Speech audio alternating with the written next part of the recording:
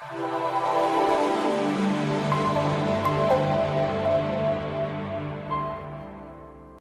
आज मैं आप लोगों को कुछ सिविल सर्विसेज एग्जामिनेशन के बारे में बताना चाहूँगा, अपने कुछ विचार रखना चाहूँगा, कुछ आइडियाज़ देना चाहूँगा एग्ज़ाम के नेचर के बारे में, एग्ज़ाम के कंटेंट के बारे में, और जो सिविल सर्विस एस्पिरेंट्स हैं उनको एक तरीके की कुछ मेंटरिंग या एडवाइस भी इस माध्यम से देना चाहूँगा। अभी पिछले सप्ताह ही सिविल सर्विस का रिजल्ट निकला है।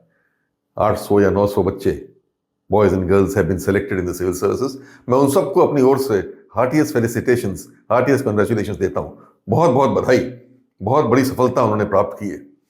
ये कितनी बड़ी सफलता है इसका अंदाज़ा इसी बात से लगाया जा सकता है कि जहाँ तक मैंने समाचार पत्रों में पढ़ा कि अल्टीमेटली 5 लाख कुछ लोगों ने एग्जाम दिया प्रिलिमिनरी स्टेज से शुरू होकर, और होते होते करीब 800 या 900 ही लोग सेलेक्ट हो पाए हैं। तो 0.00 कुछ परसेंट लोग ही अल्टीमेटली इस एग्जामिनेशन के माध्यम से सेलेक्ट हो पाते हैं। विच शोज की how difficult it is to succeed in this examination. तो ये बहुत बड़ा सफलता की बात है, और जो जो सफल हुए हैं और विशेष तौर पर जिन्होंने टॉप किया है या अच्छी पोजीशंस पाई हैं, उनको मेरी ओर से तो बहुत बहुत बधाई है। उन्होंने बहुत बड़ा अचीवमेंट किया है। I really deserve every bit of congratulations and felicitations from any angle. ये उनके टेस्ट है बड़ा भारी, उनके मेहनत का, हार्ड वर्क करने का, उनकी डिटर्मिनेशन का, संकल्प शक्ति का, उनकी रेजिलियंस का, कितना वो फेलियर्स में भी हताश नहीं होते हैं और उठ के फिर लड़ते हैं, उसकी भी ये एक टेस्ट है रेजिलियंस का।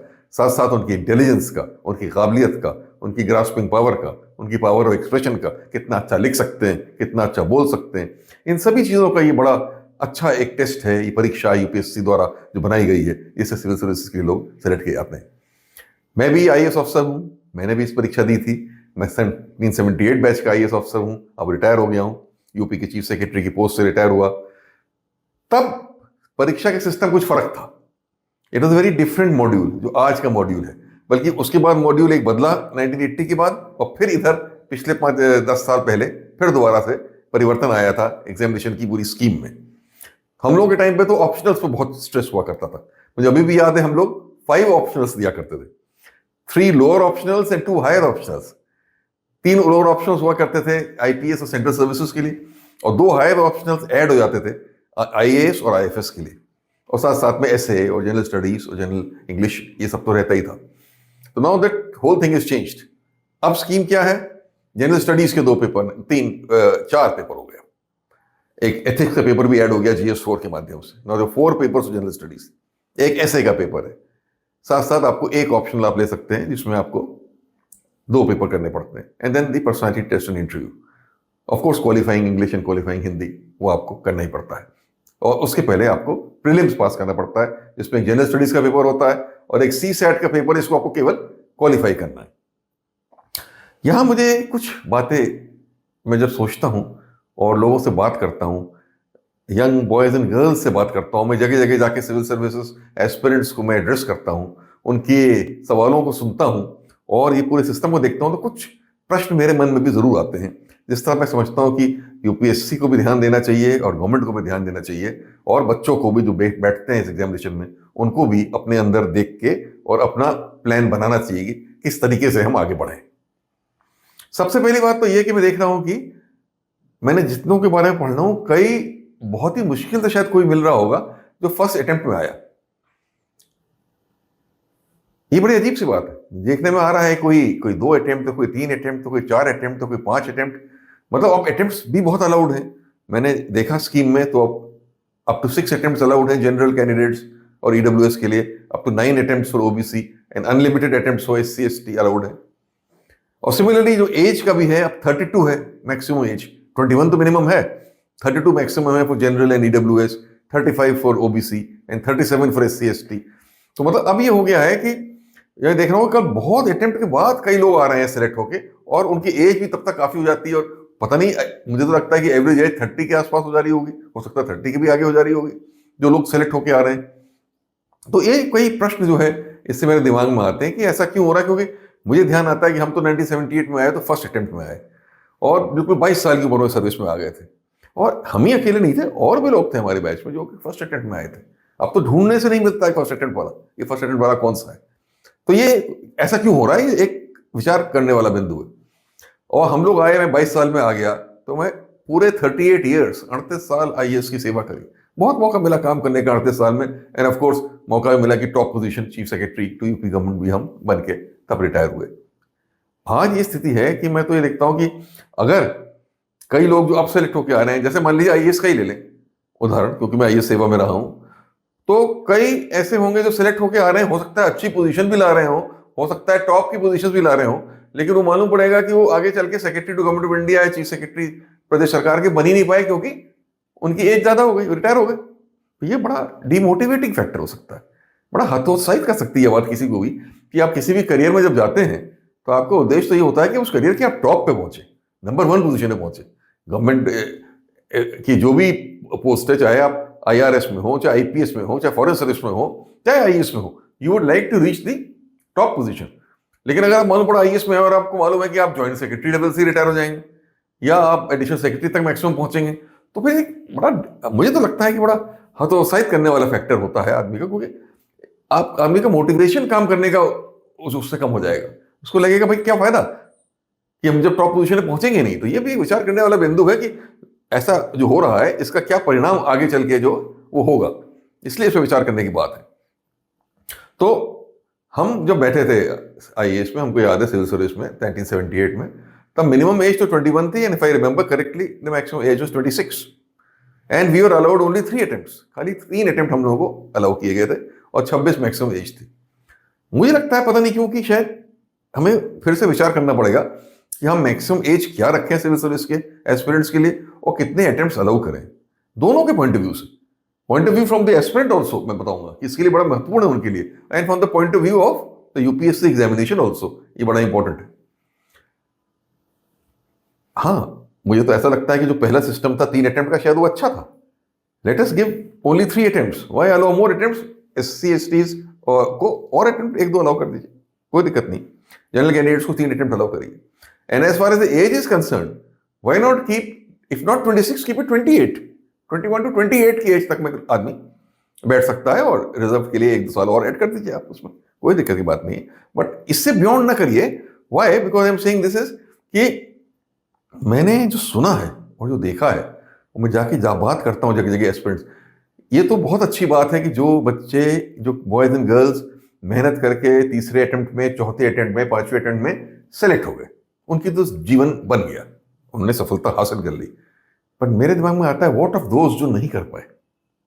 ऐसे बहुत से लोग हैं पूरे दिल्ली के मुखर्जी नगर में, पूरे आप और शहरों में पाएंगे जहाँ आईएएस की लोग तैयारी कर रहे हैं, सिविल सर्विस की तैयारी कर रहे हैं, वो लगातार बैठे हुए अटेम्प्ट पे अटेम्प्ट दिए चले जा रहे हैं। 4 attempt, 5 attempt, 6 attempt, 7 attempt, and if after that you find कि हमारा सिलेक्शन नहीं हुआ, तो बिल्कुल कहाँ रह जाते हैं आप? 7 अटेम्प्ट दे दिया आपने, उसका मतलब 8-9 साल पूरे लगा दिए। 8-9 साल लगाने के बाद आपकी उम्र भी 32-33 साल की, 34 साल की हो गई, और उस उम्र में आपको लगा कि हम नहीं सेलेक्ट हुए, तो आप कहाँ जाएंगे? और सबसे महत्वपूर्ण बिंदु तो यह है कि आपका यूथ, जो महत्वपूर्ण समय है आपकी जवानी का, यूथ का, वो खाली इस प्रिपरेशन में चला गया। व्हेन उसी समय जो एज होती है 25 के बाद की एज, जिसमें आप मैक्सिमम कंट्रीब्यूट कर सकते हैं, मैक्सिमम क्रिएटिविटी, मैक्सिमम एनर्जी आपके अंदर होती है, उस समय आप खाली सिविल सर्विस को बार बार प्रिपेयर करते करते वो समय गुजर जाता है, निकल जाता है, और मालूम पड़ा आप नहीं सेलेक्ट हुए और आपकी एज मान लीजिए 32 हो गई या 33 हो गई। Where will you go in life after that? आप कॉर्पोरेट सेक्टर के लिए भी तैयार नहीं है उस समय। कोई कॉर्पोरेट सेक्टर या प्राइवेट सेक्टर ऑर्गेनाइजेशन आपको अच्छी पोजीशन नहीं लेगा, क्योंकि वो कहेगा कि अरे आपने क्या किया 7 साल से, 6 साल से, आप बताएंगे हम सिविल सर्विस की तैयारी कर रहे थे, वो तो बिल्कुल नेगेटिव फैक्टर हो जाएगा आपका, वो तो उतने पे ही आपको सेलेक्ट नहीं करेगा। और आपने उस पीरियड में कोई प्रोफेशनल स्किल भी नहीं हासिल करी। आपने आज के ज़माने को देखते हुए एआई सीखा होता, डेटा एनालिटिक्स सीखा होता, फाइनेंस के कुछ स्पेशल कोर्सेज सीखे होते, और एनीथिंग स्पेशलाइज्ड सीखी होती है professional, so that you are ready for a professional job, but you are not। तो फिर एक हताशा सामने आ जाती है। मैंने बहुत से लड़कों और लड़कियों से बात करी है, और मैंने उनके चेहरे पे हताशा देखी कि सर हमने तो इतने अटेम्प्ट दे दिया, हम क्या करें? तो मैं भी नहीं समझ पाता हूँ कि अब क्या करें। वो बात सही बात है कि अब वो अगर आप जॉब मार्केट में जाते हैं तो they not eligible for any good job, and in the end जो बच्चा बेचारा इतना पढ़ रहा है और अच्छे लेवल का बच्चा है, but she has not been selected, now there is no future really for them left.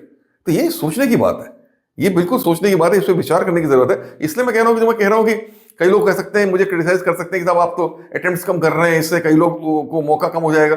पर मैं from the point of view of candidate भी कह रहा हूं कि अगर वो इतने अटेम्प्ट के बाद वो नहीं आता है तो उसके आगे कोई फ्यूचर नहीं दिखता है। और अगर मान लीजिए आपने 3 अटेम्प्ट रिस्ट्रिक्ट कर दिया, 28 साल की उम्र कर दी, ठीक है, 28 साल is still good enough, one can take up a professional degree after that. साल 2 साल 3 साल की प्रोफेशनल डिग्री करी आपने और करके you can go for any job there. आजकल जॉब्स की कोई कमी नहीं है that way you see careers की। हम लोग जब थे 78 में तब तो आईएएस ऑफिसर बने या इंजीनियर बने या डॉक्टर बने, these are only things which are there before us. Now it is not so. अरे 150-200 करियर अपॉर्चुनिटीज हैं। आपका मीडिया है, जर्नलिज्म है, आपका मास कम्युनिकेशन है, आपका लॉ है, आई मीन फैशन डिजाइनिंग है, you name it and it is there. There are careers in which you can do extraordinarily well. और बहुत से लोगों में बहुत प्रतिभा, बहुत टैलेंट होती है इन सब चीजों के लिए। इतने करियर्स अवेलेबल हैं। सो उसमें आप प्रोफेशनल डिग्री हासिल करें और आपको जॉब एक से एक अच्छा मिलेगा और आप टॉप पे पहुंच सकते हैं, बहुत अच्छा अर्न भी करेंगे और आपको बहुत अंदर सेटिस्फैक्शन भी मिलेगा, बहुत खुशी भी मिलेगी। जो तो वाई ऐसी पोजीशन में आप खड़े हो जाइए कि आप किसी भी चीज के लिए इनएलिजिबल हो जाइए, ऐसा नहीं होना चाहिए। देयरफॉर आई स्ट्रांगली एडवोकेट 26 या 28 के ऊपर अटेम्प्ट्स नहीं अलाउ होने चाहिए, 3 अटेम्प्ट देने चाहिए। और कैंडिडेट भी अगर 3 अटेम्प्ट मालूम है तो ही knows she puts in her best in those 3 attempts. जो डालना है, जो बेस्ट पॉसिबल करना है दे दिया। और अगर 3 में नहीं हो पाया तो ठीक है भाई, let us look for something else. Why not भाई, ऑलवेज दे दे चांस कि आप इसमें आ जाएंगे, हम चौथा दे देंगे तो आ जाएंगे, 5वां दे देंगे तो आ जाएंगे। इट इज वेरी पॉसिबल कि नहीं आएंगे, then what? Therefore let us not waste the youth of this country in just preparing and writing the civil service examination, because that is not the be all and end all of everything. There's so much that is available. आज हमारी country growth के pattern पे चल रही है। आज हमारी growth rate one of the highest in the world है।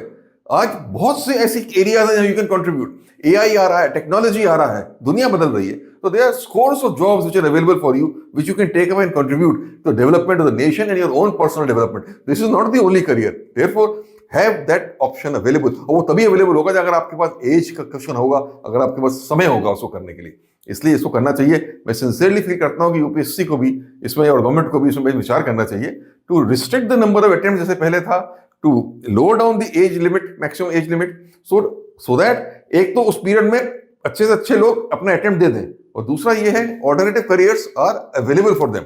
इसके साथ ही मैं कहूंगा कि शायद इतने अटेम्प्ट क्यों ले रहे हैं, इस पर यूपीएससी को अपना जो एग्जामिनेशन की स्कीम है इसकी भी समीक्षा करनी पड़ेगी।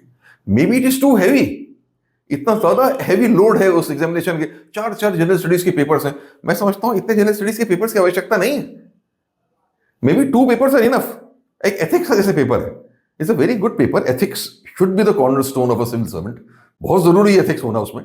लेकिन एक पेपर एग्जामिनेशन के लिए पढ़ के उसको एथिक्स का थोड़ी हो जाता है। बल्कि मेरा विचार है कि जब कोई सेलेक्ट होकर आएगा आईएएस में, सिविल सर्विस, वहां जो प्रोफेशनल एकेडमी में कोर्स करेगा, वहां ethics should B an essential part of the syllabus, जहां उसको एथिक्स के बारे में केस स्टडीज और प्रैक्टिकल उससे लेके उसको पढ़ाया जाना चाहिए। जो उसके अंदर इनग्रेन कराइए आप कि आप इस सर्विस में आ गए, इस सर्विस की क्या एथिक्स है, वो उसको वहां सिखाइए। It is not necessary for that paper to be there. Similarly मैं तो नहीं समझता हूं कि 2 से ज्यादा जनरल स्टडीज के पेपर की आवश्यकता है, और उसका कोर्स भी डिफाइन कर देना चाहिए। इतना ब्रॉड वाइड रेंजिंग कोर्स कि मतलब anything under the sun can be asked, कुछ भी पूछ लें। तो उसके लिए तो फिर आदमी 4 साल 5 साल अटेम्प्ट तो देगा ही। वो तो फिर आप कुछ भी पूछ ले रहे हैं तो वो कितनी तैयारी करेगा, कितनी चीजें याद करेगा, कितना मेमोराइज करेगा। आंसर आप कह रहे हैं 250 वर्ड में लिखिए, 200 वर्ड में लिखिए, देन आई नोटिस कोई चॉइस भी नहीं होती पेपर में। अटेम्प्ट ऑल 20 क्वेश्चंस, अरे तो आप बहुत डिफिकल्ट करते चले जा रहे हैं इसको। क्यों नहीं चॉइस दे सकते हैं आप? अटेम्प्ट एनी 15 कर सकते हैं, क्या दिक्कत है इसमें करने में? मेक इट पेपर विच और एग्जामिनेशन विच, उससे क्या फायदा होगा? और कई ब्राइट लड़के मैंने देखा है जो बहुत ब्राइट हैं और कहते हैं ये एग्जामिनेशन बहुत मुश्किल है सर, कई साल वेस्ट हो जाएंगे, इसलिए मैं तो नहीं दूंगा, मैं दूसरे करियर में जा रहा हूं। तो we are losing many good people जो कि इसमें आ सकते थे, वो नहीं आ रहे हैं बिकॉज दे थिंक अरे कौन इतने सालों बैठ के इसकी तैयारी करेगा, हमको चलिए निकल जाते हैं दूसरे करियर में। They are right, they are making a conscious choice. इसलिए स्कीम को भी रिव्यू करना पड़ेगा यूपीएससी को अपनी एग्जामिनेशन की, इसकी इस एग्जामिनेशन लोड को कम करें। In fact more than the just sheer depth of knowledge on various aspects of subjects, बजाय इंटेलिजेंस को, इंटेलेक्चुअल एबिलिटी को, एप्टीट्यूड को, उसको टेस्ट करने के उस तरीके के मॉडल्स या मॉड्यूल बनाना चाहिए एग्जामिनेशन में। जैसे ऐसे पेपर है, बहुत अच्छा पेपर है, personality test very good. Similarly okay, general knowledge is essential, general study essential, लेकिन फोकस कर लीजिए उसको, फोकस दैट, डिफाइन इट, और रखिए ऑप्शनल्स भी रखिए, लेकिन ऑप्शनल्स को भी रिव्यू करके देख लीजिए। देखिए आज कौन कौन से खाली कुछ ही लिमिटेड ऑप्शनल्स लेके लोग बैठ रहे हैं। व्हाई? सम पीपल से कि वो अगर आप पॉलिटिकल साइंस की ऑप्शन ले लीजिए तो आपको जनरल स्टडीज से फायदा मिलता है, इसलिए लोग पॉलिटिकल साइंस ले जा रहे हैं, not because they are good in political science but because they tend to cover another paper because of that. तो ये एनोमली सी एक अनइक्वालिटी सी क्रिएट हो रही है, जिसको यूपीएससी को भी मैं समझता हूँ एक कमेटी बैठाल के इससे विचार करना चाहिए, because we want the best people to get into civil services. We want to make an example with such which tests the aptitude of the person for the civil services. We want to get people who are intelligent, creative, knowledgeable for the civil services. And we also want कि हम ऐसे youth को ना create करें जो civil services में 5 साल attend कर नहीं आता है तो उसको हताशा दिखती है जीवन में। उसको ये समझना चाहिए कि उसका जीवन समाप्त नहीं हो रहा है, उसको बहुत कुछ कर सकता है, उसके अंदर बहुत ऊर्जा है, उसके अंदर बहुत एबिलिटी है। So therefore there should be sufficient time for that person to have a plan B, work on his professional qualification, so that ये नहीं तो let us go there and take up that kind of a job. This kind of situation मैं समझता हूँ होना बहुत जरूरी है, और इस लाइट में मैं समझता हूँ कि यूपीएससी के पूरे सिस्टम को अब समय आ गया है कि द हाईएस्ट लेवल जो पॉलिसी मेकर्स हैं और यूपीएससी के हैं, थिंक टैंक है और जो मेंबर्स हैं और चेयरमैन पर्सन हैं, सब लोग हैं, they should give it a serious thought. I think I'm personally they should go to Mukherjee Nagar and other places and see the students जो सालों सालों बैठे हुए हैं, उनके चेहरे पे जो हताशा है, जो नहीं सेलेक्ट हो पा रहे हैं, जो डिसअपॉइंटमेंट है। We don't want a disappointed youth for this country. We want a youth which is full of energy. We want a youth which is full of drive, which is meaning saying कि हम बहुत कुछ करके दिखा देंगे दुनिया को, अपने देश को आगे बढ़ा देंगे। ऐसा यूथ चाहिए हमें। ऐसा यूथ नहीं चाहिए शुरू में एक फेलियर के उससे बिल्कुल वो हो जा रहा है परेशान। तो let us give this a serious thought and consider this, and also for my other civil service aspirants में कहूंगा कि आप भी अपने आप में माइंड दिखाई कर लीजिए। डोंट मेक इट कि हम देते चले जाएंगे 5-5, 6-6 साल। डिसाइड कर लीजिए अच्छा 2 अटेम्प्ट 3 अटेम्प्ट देने नहीं हो पा रहा है तो हम एक professional thing as a plan B तैयार करेंगे और उसमें निकल जाएंगे। That is very important. आज मुझे आप लोगों के साथ यही अपने विचार शेयर करने थे। Thank you very much.